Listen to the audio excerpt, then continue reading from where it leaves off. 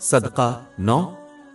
امام منظری کی بیداری اور اندیشہ نمبر 603 میں موجود حدیث میں حضور نبی اکرم صلی اللہ علیہ وآلہ وسلم نے نصیحت فرمائی کہ قیامت کے دن ہر شخص اپنے صدقے کے سائے میں کھڑا ہوگا۔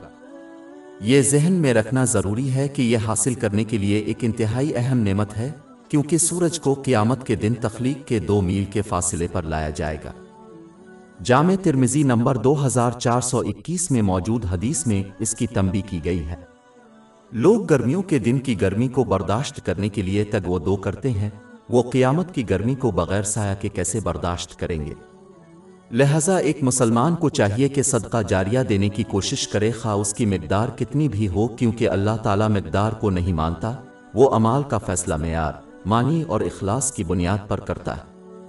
اس کی تصدیق صحیح بخاری نمبر 1 میں موجود حدیث سے ہوتی ہے۔ اس کے علاوہ صحیح بخاری نمبر 6465 میں موجود ایک حدیث اس بات کی تلقین کرتی ہے کہ اللہ تعالیٰ کے نزدیک سب سے زیادہ محبوب اعمال باقاعدہ ہیں، خواہ وہ چھوٹے۔ در حقیقت اللہ تعالیٰ نے واضح کر دیا ہے کہ وہ اعمال کا بدلہ دے گا، چاہے وہ ایک ایٹم کے برابر ہو۔ باب 99 زلزال آیت 7۔ پس جس نے ذرہ برابر نیکی کی وہ اسے دیکھ لے گا۔ لہذا اس سے مسلمانوں کے پاس اللہ تعالیٰ کی رضا کے لیے باقاعدگی سے صدقہ نہ کرنے میں کوئی عذر باقی نہیں رہتا، اس امید پر کہ وہ ایک مضبوط سایہ حاصل کریں جو انہیں ایک عظیم دن کی شدید گرمی سے محفوظ رکھے۔ آخر میں یہ یاد رکھنا چاہیے کہ صدقہ میں وہ تمام نیک اعمال شامل ہیں جو دوسروں کی مدد کرتے ہیں، نہ کہ صرف دولت۔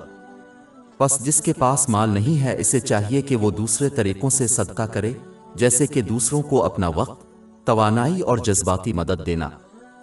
کم از کم کوئی ایسا کر سکتا ہے کہ اپنے زبانی اور جسمانی نقصان کو دوسروں سے دور رکھیں، کیونکہ یہ اپنے آپ کو صدقہ دینے کے طور پر سمجھا جاتا ہے۔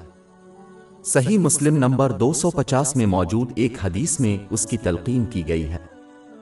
ہماری ویب سائٹ www.sheikhpod.com پر 400 سے زیادہ مفت e books, audio books, infographics, podcast اور بلاگ دستیاب ہے۔